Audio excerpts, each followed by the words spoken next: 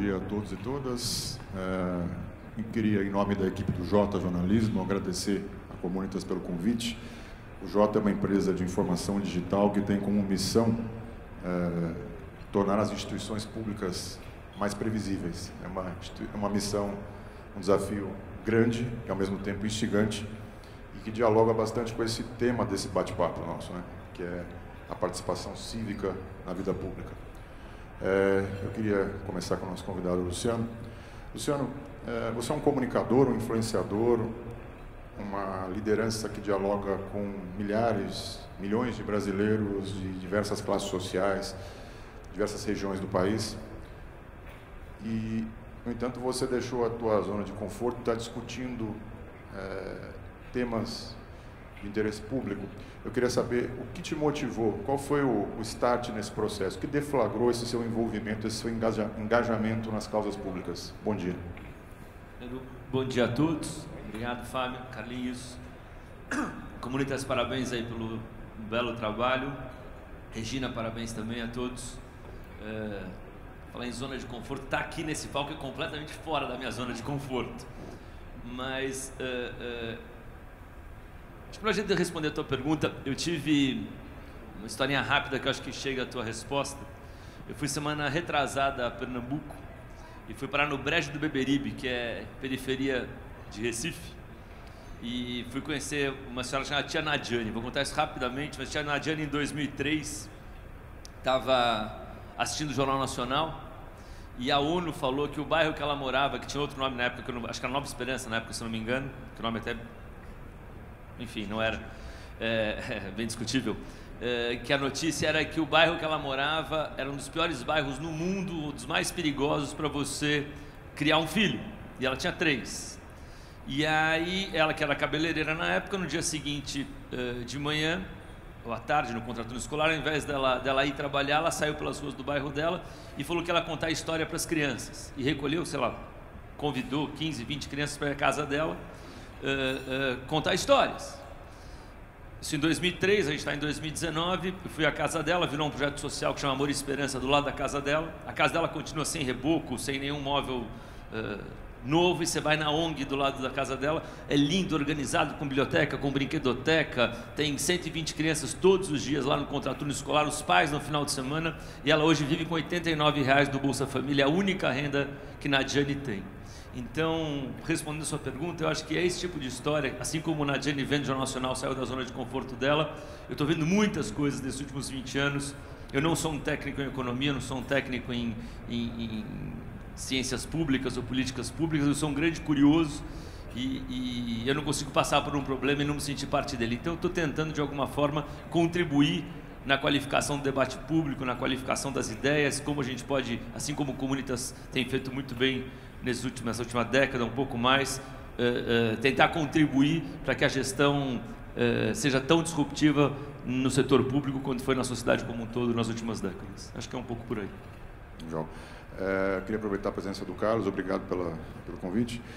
Carlos, o Juntos nasceu de uma reflexão de líderes, acionistas e CEOs de grandes empresas que buscam colaborar com a gestão pública, investindo em projetos que poderiam ser replicados. A questão da replicabilidade é uma expressão muito presente no dia a dia do Juntos. Isso eu estou testemunha de quanto a Comunitas leva isso a sério. Eu queria que você, se possível, relatasse um pouco como é a participação dos líderes no dia a dia, no acompanhamento dos projetos, enfim, na relação com os governantes, como é que é também, de certa forma, sair dessa zona de conforto e se engajar nessa causa. Obrigado, bom dia. Bom, primeiro, bom dia a todos, é um prazer estar aqui mais uma vez nesse evento que celebra, assim, acho que um momento o ano inteiro de trabalho, muita coisa foi feita, né? Vocês viram aí quanto ao longo desses últimos anos a gente foi capaz de realizar em conjunto com as grandes lideranças públicas que vem transformando, eu acho, suas cidades e seus estados. E eu acho que um dos grandes diferenciais desse programa e que me entusiasma muito a participar dele é esse trabalho da governança compartilhada, né? Eu acho que mostra uma maturidade da relação da iniciativa privada com o setor público, onde se percebe que, e voltando só um pouquinho atrás, que eu acho que, pegando um pouco do que o Luciano falou, Eu acho que a gente ter sucesso como indivíduo não é suficiente quando a gente vê a sociedade que a gente vive falhando. A sociedade que a gente vive hoje no Brasil, ela é uma sociedade que falhou. Eu acho que as sociedades que dão certo são as sociedades onde a sociedade é mais importante que o indivíduo. Então, eu acho que essa preocupação e esse reconhecimento de todos os atores, né, seja as lideranças públicas quanto as pessoas que são lideranças privadas nesse programa, entendem que só juntas hoje em dia, né, e cada vez mais trabalhando em conjunto, a gente vai ser capaz de encontrar soluções que durem e que possam ser replicadas e que mudem a realidade e a conjuntura brasileira. Então, acho que essa governança que foi criada, essa participação, que não é simplesmente dar recursos, mas é trabalhar com as pessoas, trabalhar junto com elas, se envolver nos problemas, tentar buscar a melhor solução técnica. Nem sempre a melhor solução, a solução mais cara é a melhor, porque ela não pode ser replicada. Então, a gente tem que quebrar a cabeça, e a Regina é brilhante nisso, para buscar uma solução que seja viável de ser replicada em vários municípios brasileiros ou nos estados. Então, essa preocupação legítima, acho que com essa questão de que um governante faz, ele se permite, né, que todos os outros venham buscar, venham entender com ele como é que ele fez e poder replicar. Eu acho que é um dos grandes ganhos dessa parceria e que me motiva e que me faz cada ano ter mais vontade de estar participando desse programa e poder contribuir com ele. Isso é um pouco do que o Carlinhos falou, que me faz pensar aqui também. Eu acho que se a gente for olhar um pouco essa contribuição do indivíduo em relação a tentar melhorar a qualidade de vida de todos, eu acho que se olhar o mundo hoje, ele está todo muito assimétrico, né? Ele está, acho que mesmo que as Nações Unidas imaginou que seria o equilíbrio, não aconteceu. Acho que mesmo que o marxismo pensou não deu certo, o que o liberalismo pensou não deu certo. Então, acho muito injusto também deixar a classe política hoje, que hoje é muito bem representada aqui, sozinha tentando resolver o problema da sociedade como um todo. Então, eu acho que essa contribuição como cidadão, como sociedade civil, essa soma de forças que a gente precisa, não só no Brasil, mas em vários lugares do mundo hoje, para repensar como que a democracia pode, de fato, melhorar a vida de todos, não só de alguns. Eu acho que é uma missão de todos nós. Então, acho que nos coloca, acho que a Comunitas nasce um pouco com essa semente, e eu me sinto parte disso aqui, tentando dar minha modesta contribuição também. Aproveitando que você falou de desigualdade, há algum tempo você disse aqui que não é lugar de discutir desigualdade na Faria Lima, né? Nós estamos aqui perto da Faria Lima, então aproveitar a oportunidade. Onde é que se discute desigualdade? Cara, acho que também é na Faria Lima. Eu acho que a gente tem que... O que eu quero dizer é que não pode ser só na Faria Lima. Então, quando você vai ver os números no Brasil, eu tenho falado isso com alguma frequência, eu acho que se eu te convidar, Fábio, para ir na minha casa hoje no Rio de Janeiro, do aeroporto Santos Dumont até o Joá, você vai passar por umas 7 favelas e não vai nem prestar atenção nelas. Virou paisagem. E a gente tem hoje, segundo o IBGE, 15 milhões de brasileiros morando em favela, e segundo a Central Única das Favelas, 37 milhões de brasileiros morando em favela. Você tem 100 milhões de brasileiros sem acesso ao saneamento básico. Os números são muito exponenciais quando você vai falar do que não está dando certo, ou do que não está, da quantidade, o quanto está desigual.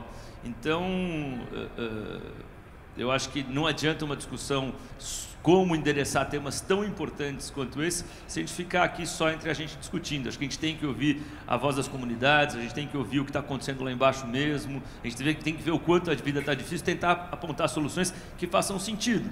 E não são soluções simples. Quer dizer, quando você ouve o que está sendo discutido no Brasil, de todas as reformas estruturais que são necessárias, seja a reforma tributária, ou administrativa, ou a própria reforma do Estado, que é um pouco mais complexa, ou o plano de carreira do funcionalismo público, quando você senta, e eu tenho feito isso nos últimos 2 anos, quando você convoca as inteligências que estão disponíveis na política e na sociedade civil para discutir esse tema, você vai aprofundando, você vai enxergando caminhos que muitas vezes a dificuldade é muito mais política de construção do que técnica. Então, o que dá uma certa uma certa esperança, porque com uma boa construção política você consegue viabilizar. Agora, tem questões a serem endereçadas no Brasil, que eu acho que fazem parte muito do que vocês discutem na Comunes, que são muito complexas e que a solução não está posta.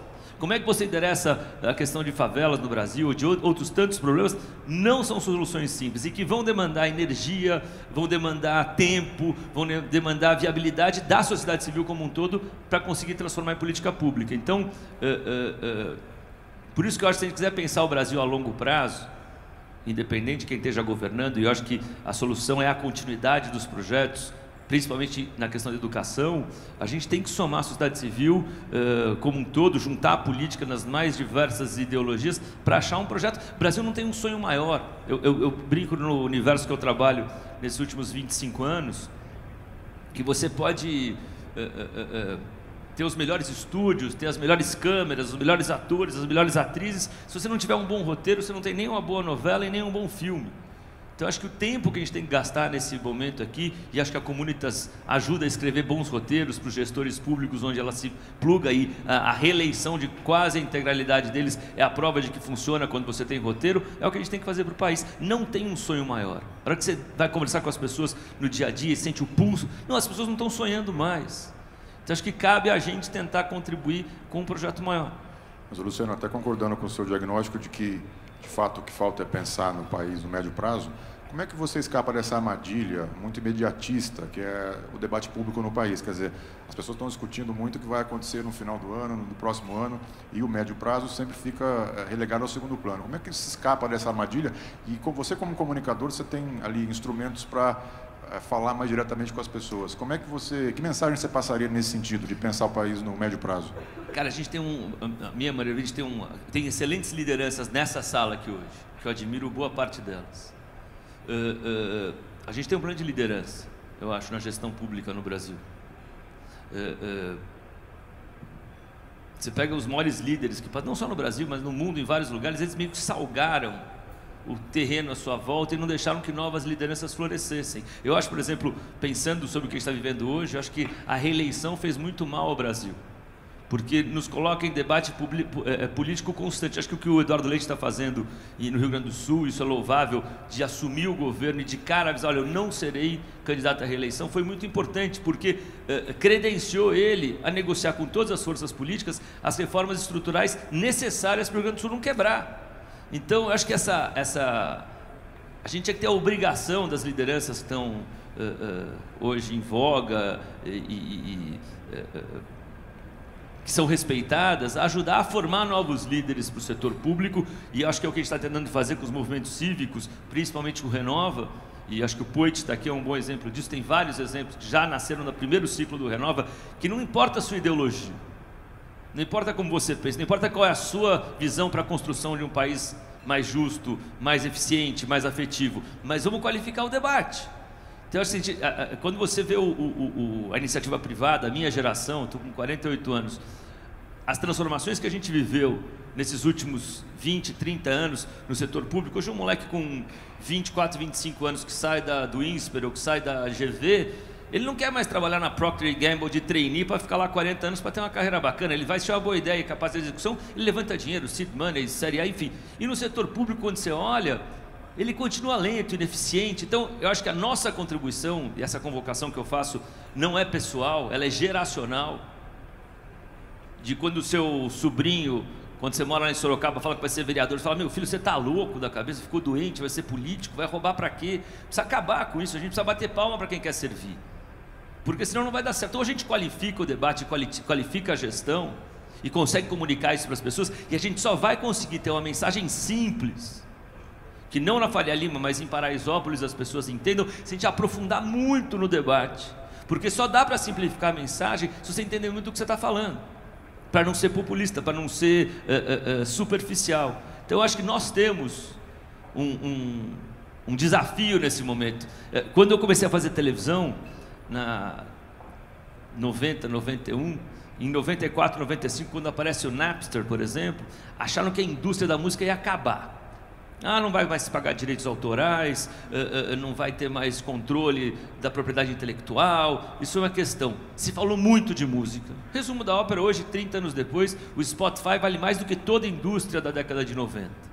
Então nunca se ouviu tanta música. Se você entrar no coletivo aqui na Faria Lima, vai estar todo mundo consumindo conteúdo de alguma forma, ou no podcast, e pagando direitos. Então a gente tem uma oportunidade nesse momento.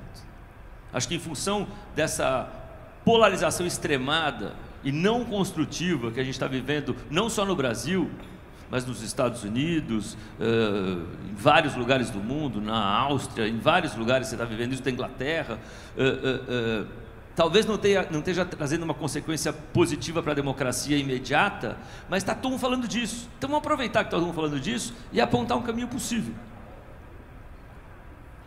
Você mencionou os movimentos, né, que surgiram e tem uma musculatura hoje muito presente na vida, no debate público do país. Surgiram também porque existe uma fadiga no sistema partidário. E ela, de certa forma, foi se agravando nos últimos anos, desde os protestos de 2013. Só que tem um entrave aí, quer dizer, o sistema político brasileiro é desenhado para promover o acesso à vida pública a quem está filiado aos partidos. Eu queria te ouvir, depois queria ouvir o Carlos também, a tua opinião sobre candidaturas avulsas, que é um tema que o Supremo vai debater a partir do final do ano, está nas mãos do ministro Barroso. Você acha que é um caminho para o médio prazo ou ainda o país está imaturo para esse movimento?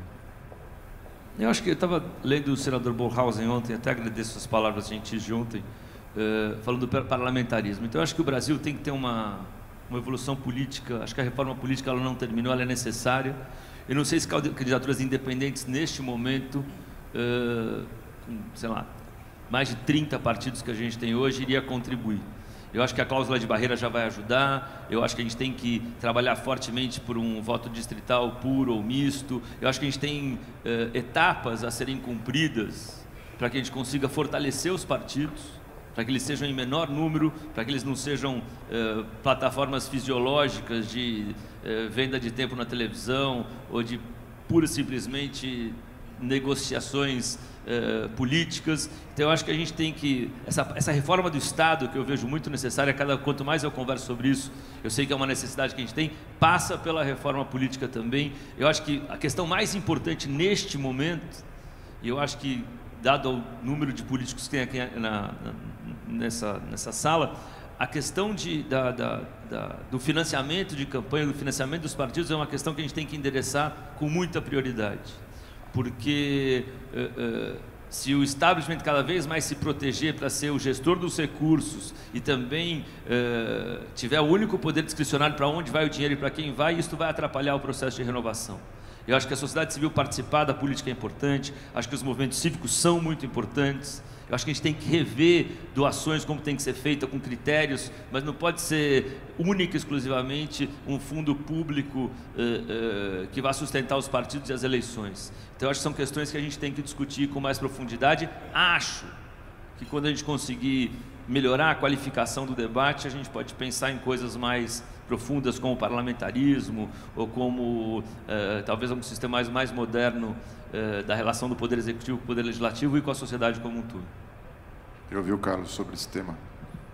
Eu acho que, falando sobre a questão de movimentos, né, eu acho que é muito importante a gente incentivar gente boa a entrar na política. Eu acho que a política no Brasil ficou relegado a um lugar, como o Luciano mencionou, onde as pessoas não querem entrar, porque tem muitas barreiras, tem muitas dificuldades, é muito custoso, tanto para a vida pessoal, que eu acho que é até uma questão, né, que a gente vê quando a gente vai debater e não é da política, as pessoas já começam, mas você sabe como é custoso fazer parte dessa vida, né?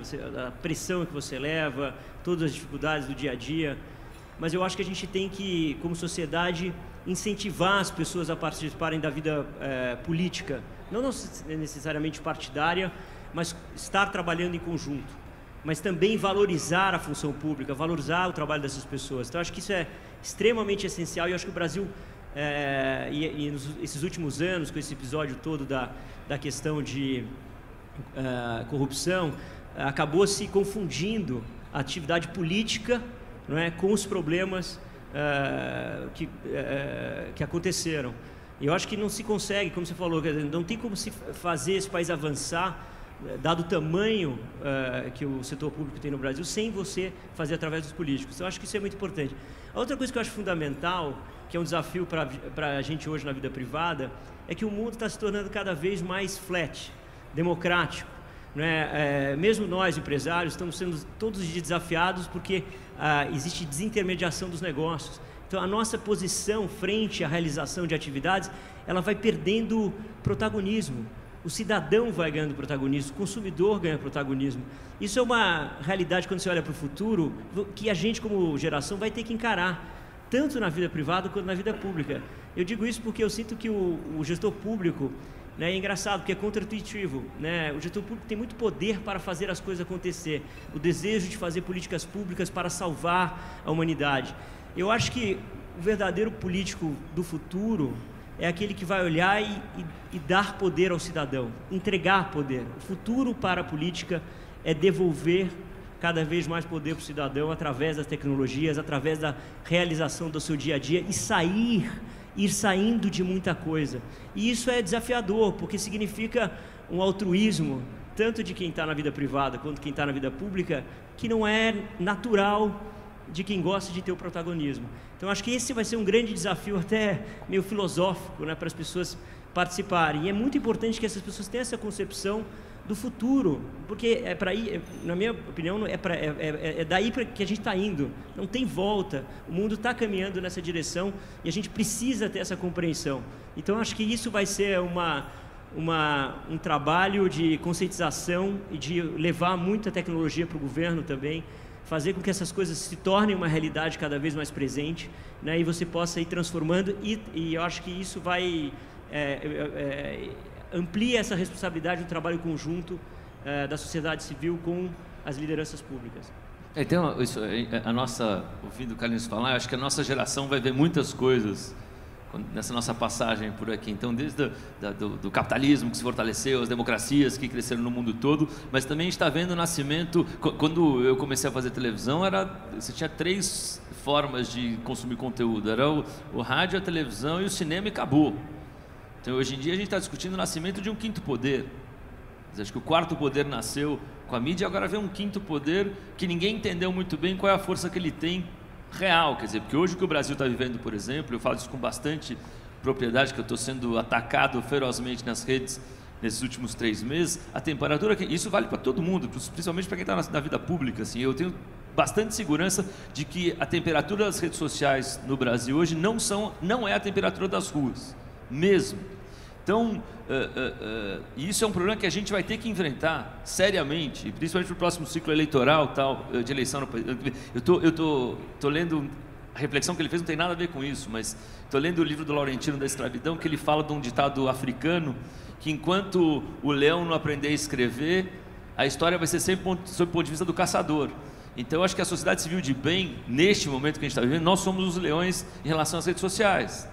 Porque se a gente não se proteger e não se organizar de verdade, isso passa pelo que o Carlinhos falou, a gente vai sofrer muito em relação ao que está acontecendo, o sistema de proteção, o sistema das notícias falsas. Eu acho que isso é um problema que terá de ser endereçado a curto prazo e pela sociedade civil de bem. E como que você entende que a sociedade pode, enfim, contar essa história antes que... Essa é uma discussão interessante Porque a democracia digital, ela abre também um espaço, enfim, é evidente que ela abre flanco para as fake news, enfim, para o trabalho de desconstrução, mas ela também permite ali uma interatividade quase que em tempo real do cidadão com o poder público. Isso pode ser usado como ferramenta, inclusive, para o bem, sem a menor dúvida. O Carlinhos falou, eu acho que a solução para escalar muitos problemas que a gente tem hoje do dia a dia das pessoas, seja na educação, seja na saúde pública, seja na eficiência do Estado nos seus serviços prestados, vai passar pela tecnologia de governo, sem a menor dúvida. Você viu o que aconteceu na Estônia, ou na Índia, ou na China. Não tenho dúvida que passa por isso. De um lado, o lado positivo da relação direta com as pessoas, e o que vai acontecer, considerando que o iPhone tem 10 anos, e o que ele fez no nosso dia a dia e na nossa vida. Hoje você tem no teu bolso mais tecnologia que a Apollo 11 tinha quando chegou na Lua. Isso é ótimo. E o que vai acontecer com a inteligência artificial nos próximos 10 anos é mais disruptivo do que tudo que a gente já viu nos últimos 10 anos. Fato, tem como melhorar a vida das pessoas, mas neste momento A gente tem um problema de construção de narrativa.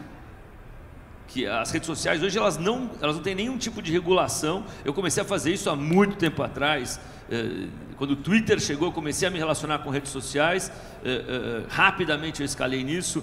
Tenho hoje, sei lá, 40 milhões de seguidores em todas as redes. Sei como funciona, estou no pulso do dia a dia. O que está acontecendo nos últimos 3 anos não tem nada a ver com o que aconteceu nos últimos 12. Tem uma coisa séria acontecendo. Eu nunca usei robô, nunca ativei nada, eu nunca disparei nada. A minha rede é orgânica, então eu sei como ela funciona. O que está acontecendo hoje é sério. E eu também não tenho a resposta para essa questão. Mas e isso passa pela Comunitas, porque todo gestor público hoje que está com cargo ou que quer pleitear algum cargo vai ter problemas muito sérios em relação a como controlar a verdade e a falsidade nas redes sociais. Acho que até queria ouvir o Carlos mais sobre o assunto, porque é um assunto que diz respeito à vida dos gestores. Muito. Nós estamos aqui, os governadores, prefeitos presentes. E a Comunitas do Juntos tem sido inovadora em pautar, em trazer para o debate público essas ferramentas, esses aplicativos, esses sistemas de governança que abrem a possibilidade do cidadão participar do dia a dia da gestão e ter ali solução para os seus problemas, serviços públicos digitalizados. Eu queria que você falasse um pouquinho sobre como é que o poder público pode avançar nesse sentido, para trazer o cidadão para o debate do bem. Eu acho que, pegando o que o Luciano falou, eu acho que o contexto com o surgimento das redes sociais, né, mudou radicalmente a maneira como as pessoas enxergam o mundo, né? Hoje não existe mais privacidade, né? Se você pretendia ser uma pessoa na sua vida privada e outra na vida pública, isso acabou. As pessoas são elas estão desnudadas nesse mundo onde todo mundo sabe tudo, onde todo mundo participa de tudo. Não importa se você é ministro supremo e acha que é uma sumidade, vai falar qualquer coisa lá, as pessoas estão vendo o que você faz, elas estão vendo como você age, elas sabem quem você é. Então isso eu acho que as pessoas precisam entender que aquele poder de estar... Eu me lembro que, vendo aí o documentário, não, acho que uma série sobre a Rainha da Inglaterra, ela até 1950 não aparecia. O sujeito via falar que ela existia. Aí depois ela foi obrigada a fazer um comunicado no final do ano lá, dizer, olha, agora a rainha fala sobre no Natal. E depois ela foi obrigada a encontrar as pessoas. Quer dizer, o mundo hoje, ele é plano. E esse contexto ele é fundamental, eu acho que para entender que a gente precisa, até como você falou, se fosse comunicar com o grosso da população hoje, o linguajar, a maneira, a transparência, o respeito, a empatia, a vontade de estar presente para essas pessoas tem que ser muito real. Eu acho que a liderança que vai conseguir, e acho que é por isso que tem algumas lideranças hoje, né, agora no passado recente, com o presidente que era o Lula, e agora que eles falam assim como que realmente são eles, é o mesmo pessoal falando entre si. E eu acho que se a gente pretender... Eu vi um vídeo do Eduardo Leite sobre a questão da reforma que ele vai lançar. É isso, as pessoas têm que chegar e na frente dizer claramente porque precisa ser feito, ser transparente, explicar, rodar, ter vontade de falar com as pessoas, ser empático, ser simples, ser próximo. Eu acho que isso é verdadeiro e as pessoas reconhecem. As pessoas hoje sabem muito bem quem está falando a verdade, quem não está falando a verdade. Eu acho que a única forma de você se proteger de verdade é ser verdadeiro, é ser consistente, é ser real para as pessoas, e eu acho que isso não vai mudar, vai se amplificar, e as pessoas que conseguem fazer isso, elas realmente se tornam lideranças atuais e cada vez mais fortes. Então eu acho que isso é muito importante, independente das questões de robôs e tal, dessa maluquice toda que se criou, porque a tecnologia é nova, então as pessoas se aproveitam e depois vão descobrindo, e as ferramentas vão sendo descobertas e vão fechando, mas eu acho que quem tem essa capacidade de interlocução nesse nível hoje em dia, e realmente tem essa preocupação real, eu vejo ela quase que protegida, né? Eu vi ontem o governo Caiado falando, eu podia passar mais um governo populista, não, eu tenho que enfrentar, eu tenho que mostrar que essa situação existe, Eu tenho que enfrentar, eu tenho que dizer para as pessoas que isso é o que acontece. E elas vão entender, porque está acontecendo, está aí, não paga salário, não consegue investir, a vida está piorando. E se ficar nesse blá blá blá eterno, não vai conseguir resolver a solução, não vai vir. Eu acho que isso, se você consegue fazer um grupo de pessoas, como aqui tem, ser responsáveis e falar em consonância, porque eu acho que uma das belezas que o Comunitas traz é reunir pessoas responsáveis, lideranças responsáveis, que falam a verdade e que tem que pensar além da sua eleição, tem que pensar realmente em algo que vai... Porque é muito melhor, eu acredito governar um país que dá certo, que funciona, do que ficar disputando a miséria e a desgraça que a gente vive hoje. Então eu acho que tem que pensar assim, tem que falar dessa maneira. Isso, cara, o Brasil é tão maluco que hoje em dia você vai em qualquer periferia Brasil afora, o moleque de 12 anos está conectado, está no Instagram, no WhatsApp, em tudo, mas está pisando no esgoto ainda. Então... Está aproveitando, Luciano, eu queria trazer um tema que dialoga com o que você tem dito ultimamente. Você disse recentemente que a desigualdade vai implodir o país.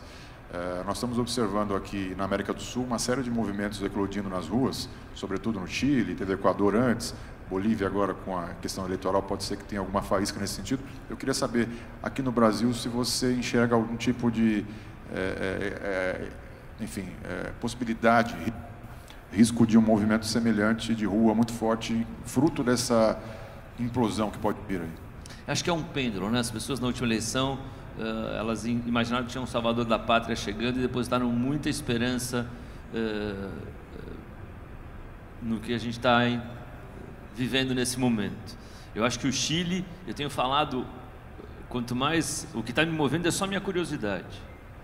Então eu estou conversando com gente muito mais competente do que eu em todas as áreas e estou tentando aprender alguma coisa. Eu já estou, claro, óbvio, a gente tem que tentar construir um país eficiente, sob o ponto de vista de gestão, do setor público e tal, mas ele tem que ser afetivo.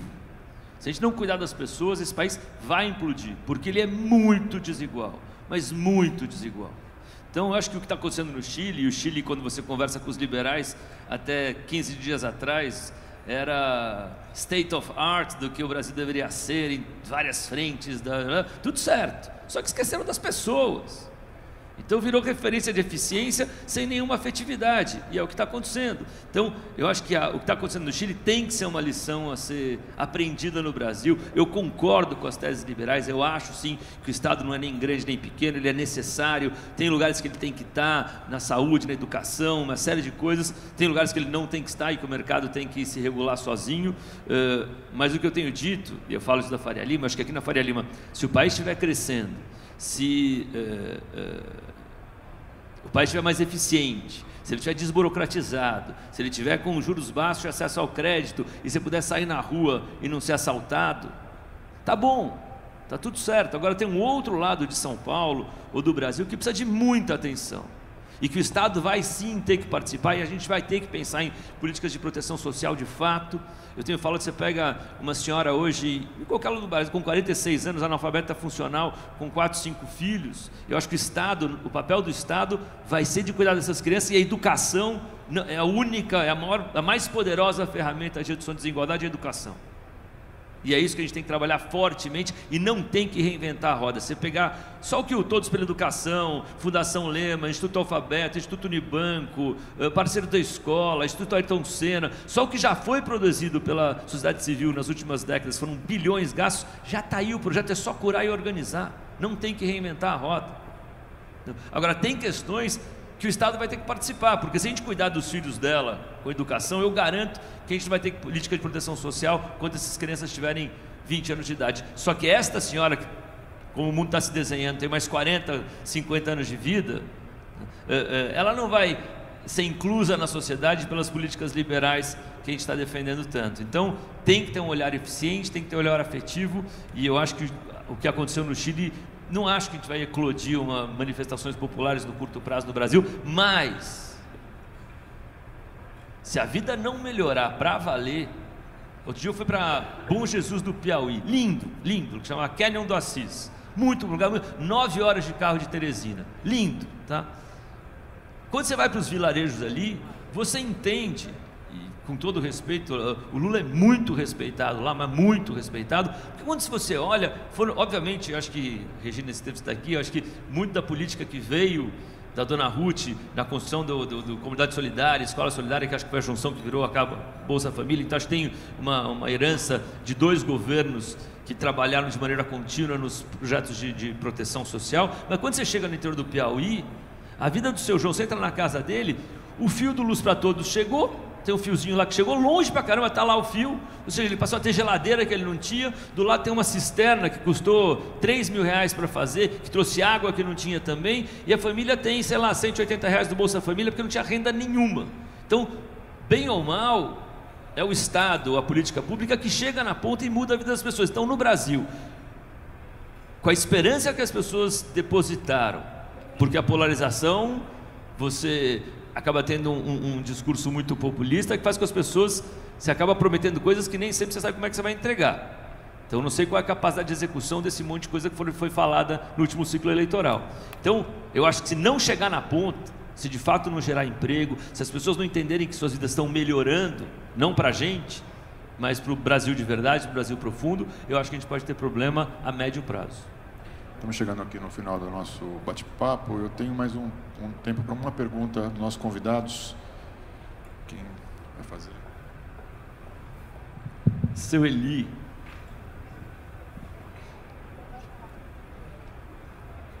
Microfone.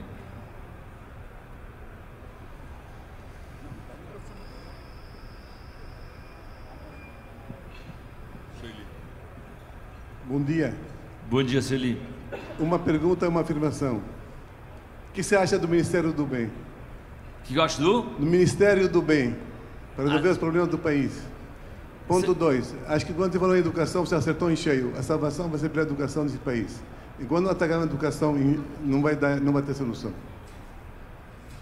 Seu Eli, eu acho que toda vez que eu converso com o senhor e que a gente troca ideia, eu fico mais impactado com essa missão que o senhor tem de contribuir com o bem. Eu acho fundamental, acho que o bem maior que a gente fez junto, eu acho muito importante, mas eu acho que se a gente quiser de fato endereçar a questão de redução de desigualdade no Brasil, a gente pode juntar todos os filântropos, a gente pode juntar todos os empresários, que a gente não vai mexer nesse ponteiro. Eu acho que quem de fato tem a força e o poder para mexer nesse ponteiro é o Estado.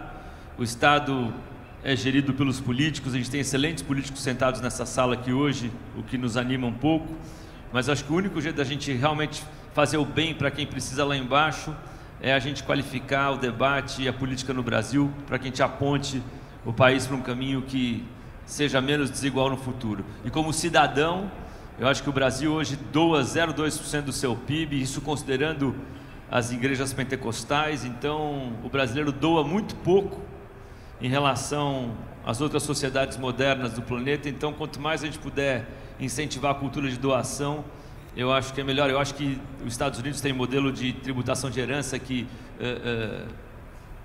fortalece, talvez não gere a receita que a gente precisa, mas fortalece muito a cultura de doação. Então, acho que tem sistemas modernos que a gente pode pensar para incentivar a cultura de doação. E sobre a educação que o senhor falou, eu tenho bastante segurança, talvez não dê voto, mas eu acho que enquanto não for prioridade 1, 2 e 3 nesse país, a gente não vai ter um país mais justo. Enquanto, não estou falando de piscina olímpica e nem de ladrilho e parede pintada, mas enquanto a escola do rico não tiver a mesma qualidade da escola do pobre, sob o ponto de vista educacional, a gente não tem nenhum caminho possível. E aquela história, né? Você está sentado na escola não significa que você está aprendendo. Então, eu acho que educação tem que ser cada vez mais prioridade de Estado, se a gente quiser de fato mudar esse país. Eu só também, pegando o seu Eli, porque acho que o que me preocupa, acho que é uma frase que eu sempre guardei comigo, que é o silêncio dos homens bons. Eu acho que se a gente não tiver clareza de que temos que nos juntar com quem tem a escala, eu concordo que quem tem a escala é o Estado, né, no Brasil hoje, né, essas coisas podem evoluir com o tempo, como eu falei, eu acredito realmente que o futuro tem que ser diferente do que a gente tem hoje. Eu acho que é essencial esse trabalho conjunto. E as lideranças públicas desafiadas a fazer o que precisam fazer, né, sendo apoiadas por pessoas que as animem a tomar as decisões difíceis, porque o Brasil é cheio de decisões difíceis, né? Você fala em educação e a gente sabe que o maior problema é a qualidade do professor. Mas nós brasileiros, latinos, temos uma dificuldade enorme de falar a verdade e discutir as coisas sérias, de discutir as coisas de frente. E a gente precisa encarar essas questões. Toda vez que a gente encara as questões de frente, a gente avança. Toda vez que a gente embroma, né, nós passamos décadas aí e não vamos a lugar nenhum. Então, acho que essa questão, realmente, dessa união entre quem pode ajudar, né, enfim, com técnicas, com um aparato, talvez, de recursos, porque às vezes é prototipar uma ideia para poder ter escala dentro do governo. Eu acho que aí é uma saída importante para o futuro. Eu queria só fazer duas homenagens aqui. Uma é o Rubens, porque eu acho que um dos grandes... Quando a gente começou esse programa aqui, a gente falou, não, vamos passar... são 4 anos do programa. Ele falou, não, esse programa aqui é eterno, porque essa junção, ela não pode acabar nunca. E eu concordo. Eu acho que esse casamento entre sociedade civil e governo, ela é para sempre. Ela não é... A gente vê sociedades mais desenvolvidas que a gente que acabaram se distanciando e as sociedades se quebram. Então, acho que essa parceria, ela tem que ser entendida como parceria eterna. E a outra é o meu tio, que eu acho que é uma inspiração também, o Tasso. Eu acho que eu vi no Ceará, quando ele se elegeu, muita gente achar que ele ia reproduzir a velha política nordestina, que era, agora entrei e vou roubar e vou ajudar os amigos. E eu vi uma pessoa realmente idealista trabalhar para mudar a realidade do Nordeste, e tem enormes, eu não vou citar tudo que ele conseguiu fazer e o impacto que ele teve ali na região próxima. E até hoje ser uma liderança pública que eu acredito exemplo no trabalho. Então eu acho que tem muita gente boa há muitos anos. Eu só peguei o exemplo dele, mas eu acho que tem muita gente boa que já fez e que já trouxe o Brasil até aqui, e a gente tem a obrigação de se juntar com essas novas lideranças para levar esse país para um outro patamar e sair dessa realidade que a gente vive hoje, onde alguns vivem muito bem e a grande maioria não vive bem, e a gente tem uma dificuldade enorme de ter essa segurança para o futuro, de estabilidade e de tranquilidade de vida para o futuro. Então, é o que eu acredito. Tem mais uma pergunta do Luiz. Luciano, você começou em 1991, sempre foi um profissional de comunicação. Quando é que deu esse clique em você, na evolução do seu programa? Quando deu esse clique para você participar do Renova, do Agora e de uma série de entidades e estar nesse palco hoje? Para você, mesmo você falou que é meio desconfortável você estar aí, você que está no outro palco há mais de 25 anos. Luiz, acho que eu estou amadurecendo, né? Acho que no processo de amadurecimento você vai criando outras áreas de interesse, vai despertando, vai ligando outras chavezinhas no cérebro. Aconteceram coisas na minha vida, eu digo que eu nasci 2 vezes, né? Eu nasci em 3 de setembro de 71 a primeira vez e nasci a segunda vez em Campo Grande em 2015, quando eu sobrevivi com a Angélica e com as crianças no acidente aéreo. Eu acho que desde então eu vim refletindo muito por que Deus tinha sido tão generoso comigo, com a minha família, por que eu estava aqui. Não que seja, obviamente, não é ponto, acho que faz parte desse processo de maturidade. E eu acho que junto a esse processo de reflexão pessoal, eu acho que o acidente impactou de 2 formas. Acho que as crianças, a gente ficou muito preocupado como é que eles iam reagir. Eles foram muito bem. A Angélica, ao invés de ir para o Rivotril, ela foi para yoga e para meditação, que foi muito bom para ela. E para mim, eu fiquei refletindo sobre o meu papel na vida, né? O que eu estava fazendo por aqui. E consoante a isso, foi quando o Paulo Guedes chegou em casa falando tudo o que ia acontecer antes do Trump ser eleito, o que ia acontecer no mundo, do derretimento do establishment, da renovação, da necessidade dos outsiders. Eu comecei a tentar entender o que estava acontecendo, e eu acho que eu tinha, naquele momento, 2 caminhos. Um caminho da política, que não me interessou naquela época, porque eu não sabia nem o que ia fazer, não tinha roteiro pensado, mas por outro lado eu podia me isentar e seguir na minha zona de conforto, onde eu estava, ou tentar de alguma forma contribuir com o que estava acontecendo, que é o que eu acho que eu estou tentando fazer agora. Eu estou tentando, como um cidadão ativo, entender quais são as questões do país. Que me trouxe esse palco aqui, acho que é o que eu estou vivendo.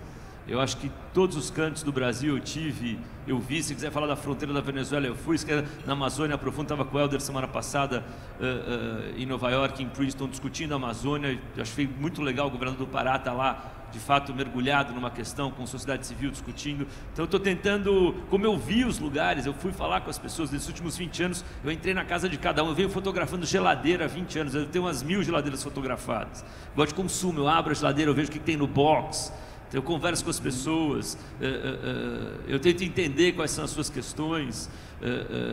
Então, eu acho que isso está me trazendo... Eu percebi que isso me trouxe um ativo da vida real, do dia a dia, dos sonhos, das necessidades, dos anseios, daquele cara que eu fui semana passada em Lagoa da Prata, que tem 70 anos, Minas, governador, entre Santo Antônio do Monte e Lagoa da Prata, para ser mais preciso. E seu Antônio está lá trabalhando de pipoqueiro, a cidade ama ele, fez um abaixo assinado para a gente contar a história dele. Ele trabalha, ele tem 70 anos, trabalha 64 anos que ele trabalha, ininterruptamente. Você chega à casa dele, não tem porta, Luiz, é tudo cortina. A maior conquista da vida dele até hoje, depois de 64 anos de trabalho, é o piso cerâmico que ele comprou e ele mesmo instalou. 11 pessoas vivem na casa, ele vive com 600 pratas de aposentadoria e 180 do Bolsa Família da filha. Então, de novo, o que me traz esse palco, acho que é o não egoísmo de entender que se eu posso contribuir com a renovação política, de uma convocação geracional, de ajudar, colocando grana na mesa mesmo, ideia conectando, por que não fazer? Eu acho que eu não me perdoaria se eu ficasse cada dia ganhando mais para a minha família. Amo o que eu faço, meu trabalho, tenho um mega prazer em estar lá todos os dias. Trabalho num lugar que eu sou muito respeitado, gosto muito de estar lá, estou lá há 20 anos, mas se eu não fizesse nada eu ia me sentir covarde. Então, não estou aqui nesse palco num projeto pessoal, eu estou numa convocação geracional e na tentativa de contribuir para que a gente consiga construir um sonho maior para o país, um projeto possível, um roteiro para esse país, que de fato melhore a vida das pessoas, porque a nossa já está ótima. Eu acho que é mais ou menos por aí. Bom, já estouramos nosso tempo em alguns minutos, mas eu não posso encerrar esse bate-papo, até por dever de ofício, sem deixar de fazer uma provocação aqui. Para o Carlinhos, né? É para os dois. Tá. Né? Hoje é dia 25 de outubro de 2019. Nós estamos há exatos 3 anos do segundo turno da eleição presidencial de 22. Então, política no Brasil a gente discute com 3 dias, imagina com 3 anos, né? É nuvem, como diria o Magalhães Pinto. Mas eu queria saber de vocês dois, do Carlos e do Luciano, qual a chance que existe de a foto e o nome de vocês estar na urna eletrônica daqui a 3 anos? Então, Carlinhos. Eu nenhuma. Tá todo mundo querendo saber essa Carlos. resposta, Carlinhos. Eu nenhuma. Deixa ele pensar na resposta primeiro. Eu nenhuma. O meu papel aqui, o pessoal brinca e tal, porque eu venho de uma família que meu avô foi da política, meu tio é da política, a minha família sempre... acho que se envolveu, mas tem várias formas. Como o Luciano falou aí, eu tenho um prazer enorme de trabalhar no que eu faço. Eu adoro o que eu faço, com naturalidade, gosto muito mesmo. Mas eu acho também, como ele falou, que a nossa vida é muito boa, mas a vida do país não é. E a gente não tem a opção de não fazer nada. A gente tem a obrigação de procurar se juntar com as pessoas que estão aí fazendo alguma coisa para tentar ajudar cada um à nossa maneira, cada um ao nosso jeito. Então, eu gosto, obviamente, da política, eu gosto de poder ajudar o país, o Brasil, mas eu acho que tem várias formas de você poder ajudar, e essa é a maneira que eu encontrei com os meus parceiros, amigos aí que estão todos envolvidos na mesma luta, entendeu? E essa é a maneira que eu acredito de fazer política no meu caso. No caso do Luciano, eu já não sei. Deu tempo de pensar, agora você já pode responder.